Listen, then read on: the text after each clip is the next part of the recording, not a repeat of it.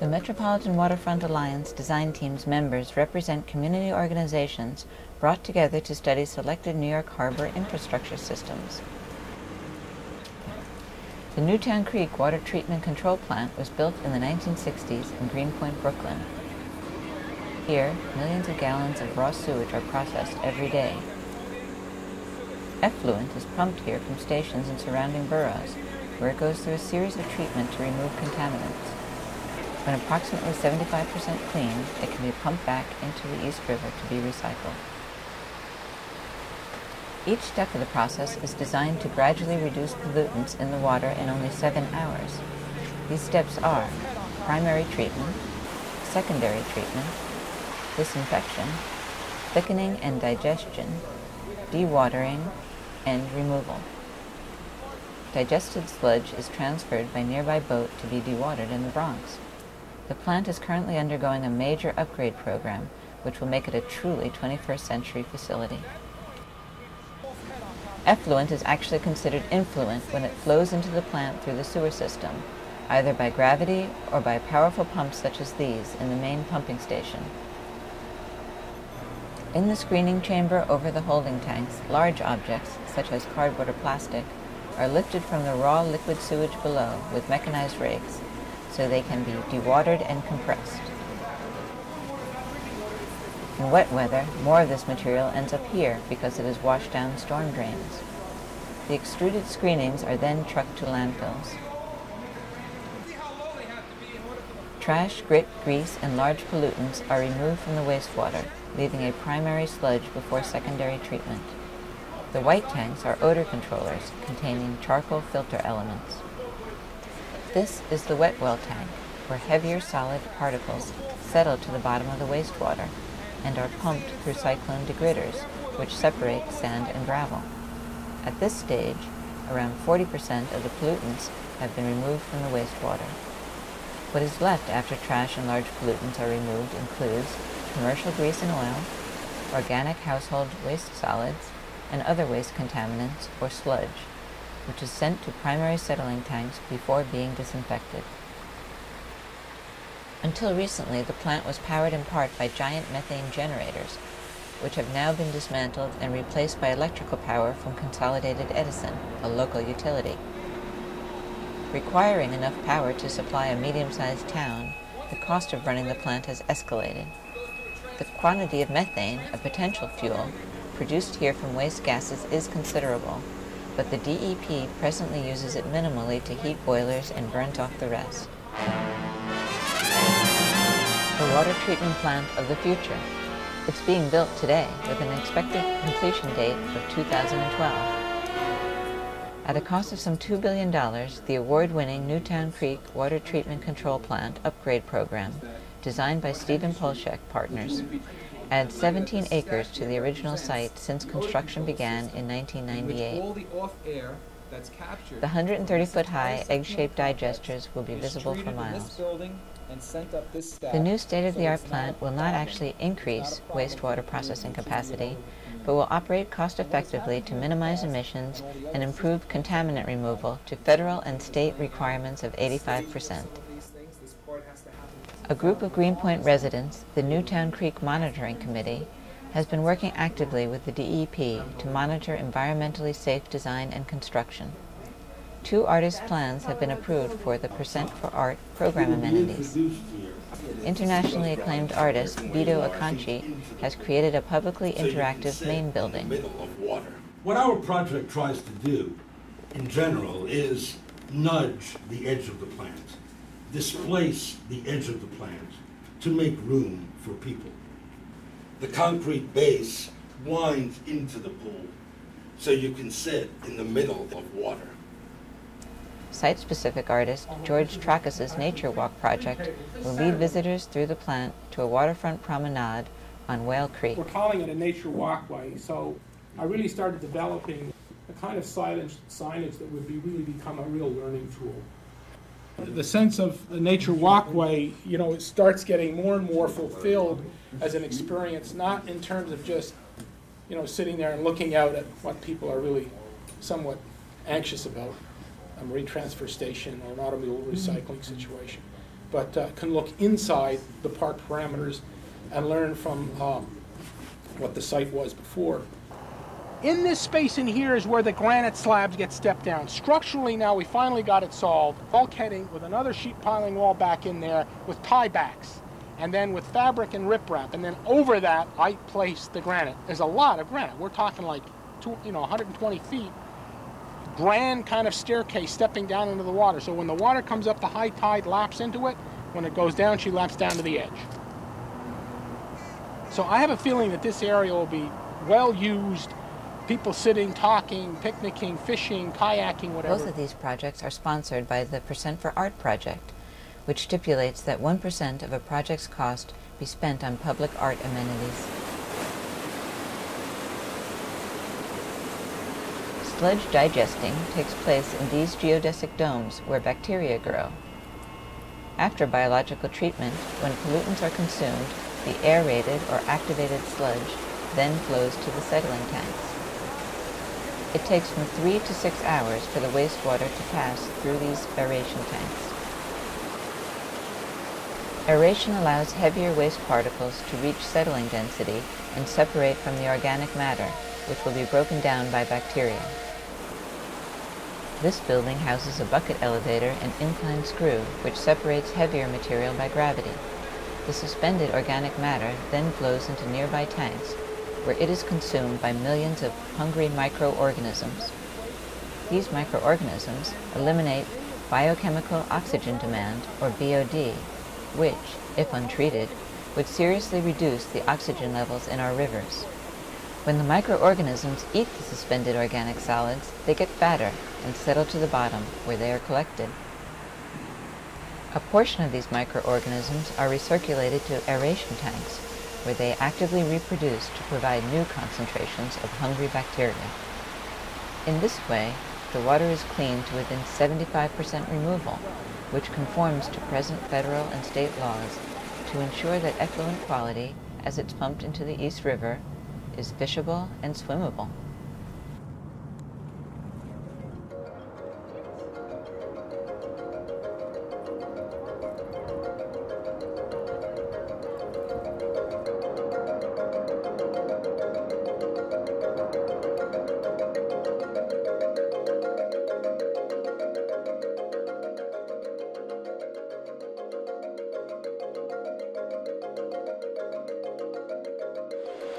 The part of the treatment plant that we're talking about that affects us today are the residuals that are taking out of the wastewater we call sewage sludge.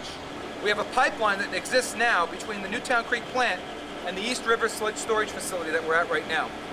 Once we fill up the storage tank, if the tank is full and we open the valves, about 400 or 500 feet is the dock where we have the sludge vessel pull up. We have a flexible hose that attaches to a pipe from the dock to the vessel itself, and we load. We displace the sludge from the tank into the boat, and the boat drives away. We do the same thing again tomorrow and the next day. As you can see out here by the East River, we have a docking facility in which the motor vessel comes 7 to 9 times a week to take this material away. And the vessel sails up the East River to the Hunts Point facility where it's dewatered. Now, once we put that new pipeline in and we're able to pump directly from the plant to the vessel, the need for this facility here where we're standing no longer exists, and therefore it can be turned over to the community in one of the various scenarios, either converted or turned over for swapping land for parkland, or making this the parkland, or getting better access to the waterfront. We're just fulfilling our obligation of the facility plan of bypassing the tank and turning this property over to the community. And that's why we're here today, to hear some alternate ideas of what this facility could be turned into. Usually when you have a facility, a municipal facility that comes out of use, it gets demolished. Here we have a very, very interesting structure, and at the same time we have an effort to to look into how it can be recycled. And the idea of recycling and reusing buildings and adapting them in really interesting ways, because these structures lend themselves to making really exciting community facilities. The Greentank, as we call it, is also beautifully situated. It's actually on DuPont Street, at the very end of DuPont Street, which is the northernmost area of Greenpoint. And it's, I would say, 200 feet from the waterfront and beautifully situated. From far away, it seems like a very strong, circular, monumental building. And as you approach it, many of the interesting architectural details get revealed, such as the rectangular colonnade and the turquoise tile all around, and the very delicate concrete work, and the dome all the way across. So it's a building that many people sort of fell in love with, and so have we.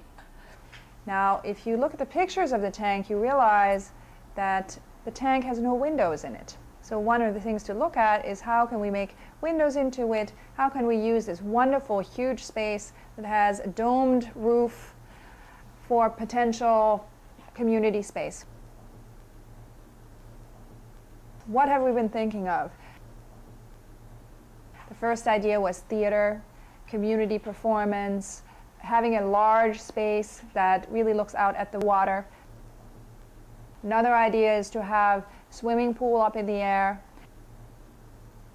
There are many other ideas for community center, gallery, and so on. What we're really looking at right now is something more technical, which is to find out how are we going to clean this tank. Sludge is treated sludge, so we're not talking about poison. We're simply talking about residue from a sewage treatment system. And we feel, at least from a preliminary point of view, that the tank is in very good architectural shape. It's a very strong building. It's built on piles because it's near the waterfront. So it's actually a very interesting structure. We've had engineers look at the roof of it, which is very unique from the engineering point of view. The roof is a dome that is 80 feet in diameter. And the group of people who've been very interested in saving this tank to make sure that it would be part of community life in Greenpoint went to tour the tank and actually toured the roof.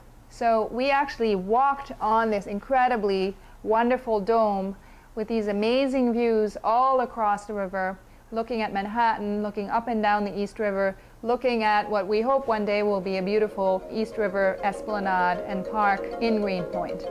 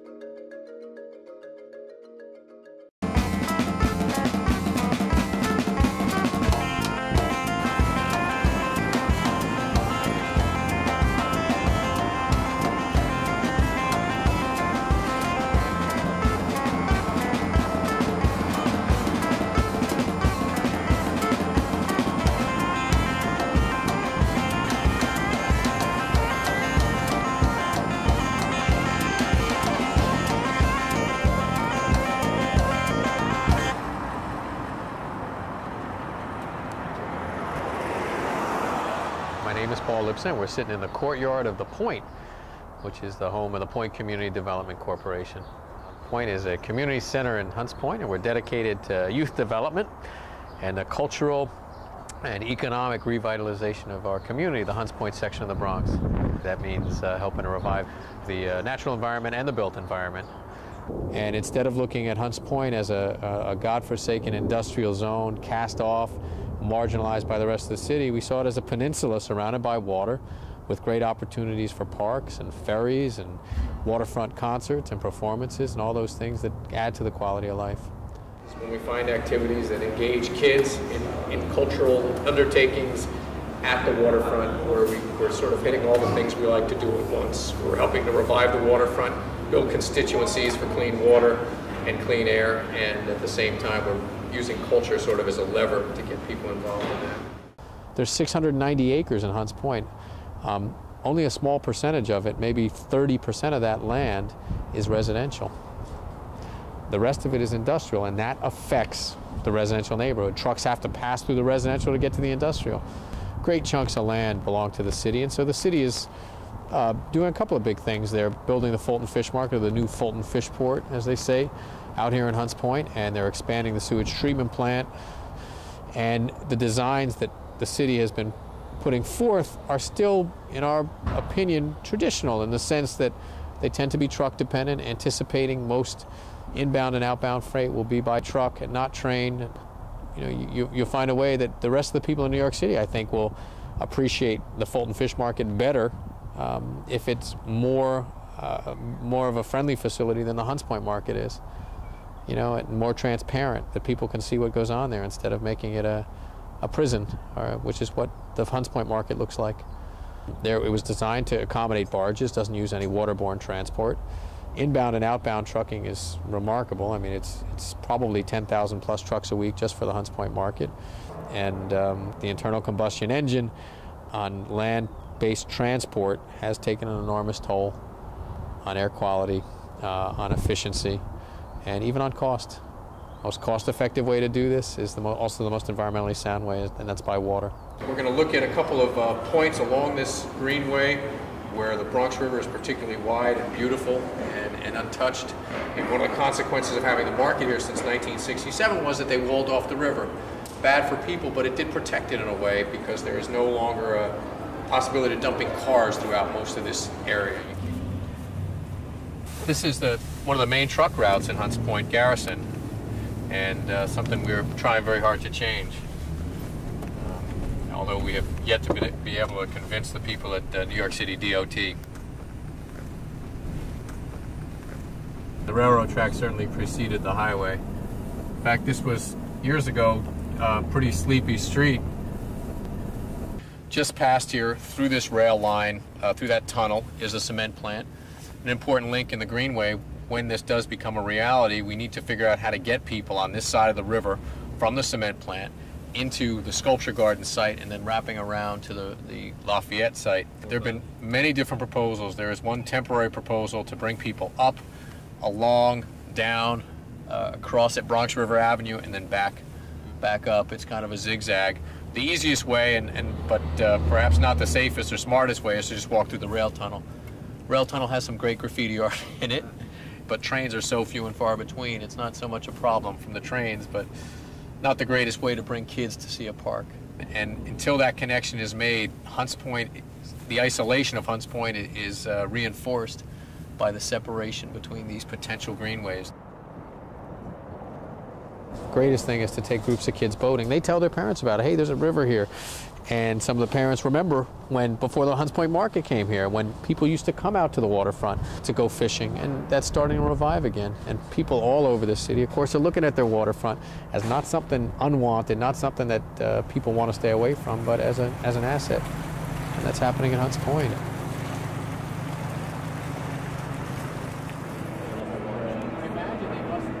Barnacles on top here, but look at this. I'm going to show you a huge mussel. It must be, anyway. See here? That's a 3 or 4 year old mussel. Open space is at a premium. There's not a lot of green space left. The green space can be out by the water, the blue space.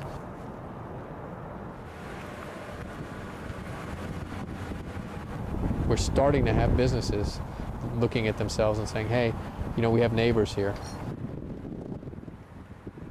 This company had been dumping some fuel oil from their water separator into the river, and or contaminated water, I guess. And the one thing that can be said about them is that they move most of their product out of this place by barge or by rail. They don't truck a lot out of it, although there is some material that they do truck out. That being said, they are complicated neighbors because very often we'll have auto parts and other things fall over the fence to our park. We've complained numerous times. We met with their CEO, and they finally agreed to move back their piles away from the fence a little bit, which has helped us. This is our little park.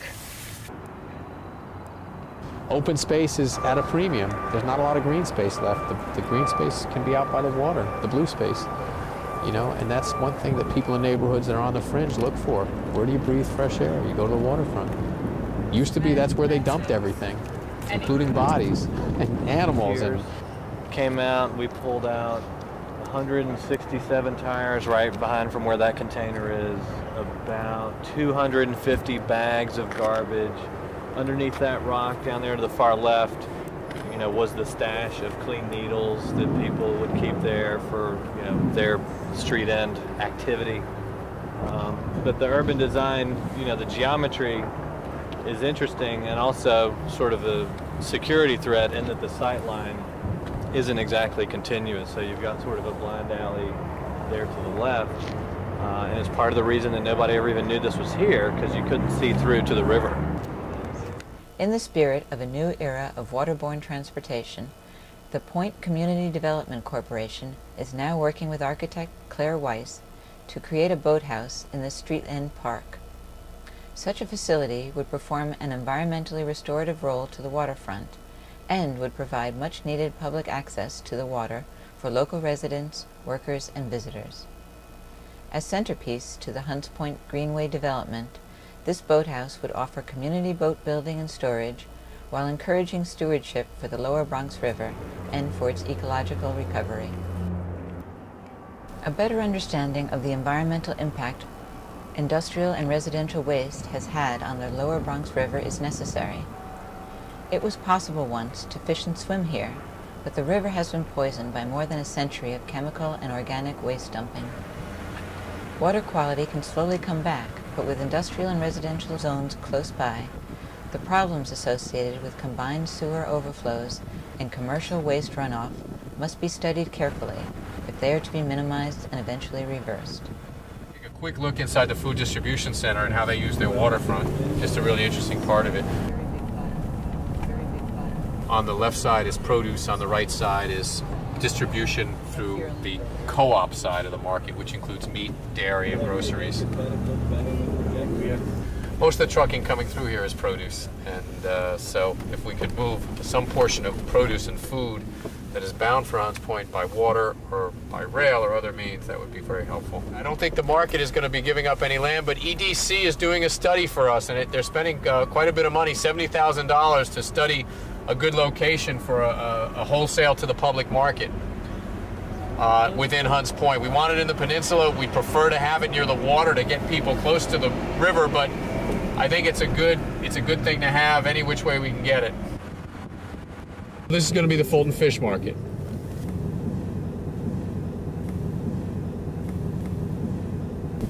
So you can see these are fish distributors, Slavin and Crown and so on.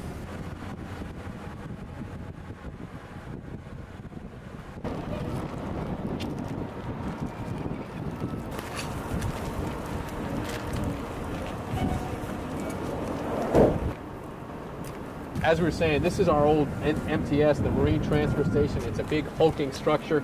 I have an old picture of a swimming pool that was floating out here in the East River off Hunts Point. And the way I see it, I think that was built on the piers of the old swimming pool. It's sitting here. I don't think sanitation is ever going to reactivate it, because we'd like to see this reused for moving produce, especially off-season tropicals that come through Kennedy Airport, and fish, because the Fulton Fish Market is going to be just on the other side of this street right over there. And it's a complicated ride from Kennedy, but there are ways to do it, and we think our elected officials are interested in this. We think it's a good opportunity for the neighborhood, because it also creates some opportunities for jobs near their facilities. Up to 40% of the fish seasonally coming into Fulton Fish Market comes out of Kennedy. I don't know what kind of air freight comes into LaGuardia. That's something that needs to be explored. But if there's air freight that's coming into LaGuardia that's perishable, that's bound for the Hunts Point Market, that's an even easier sell, because that's LaGuardia right there. You have such close access to it. So you're basically saying now all of our garbage is being railed out. just the Bronx is the garbage. Bronx, yeah, that's what I'm. Yeah. Is there any place else in the Bronx, MTS, that could be used again for barging?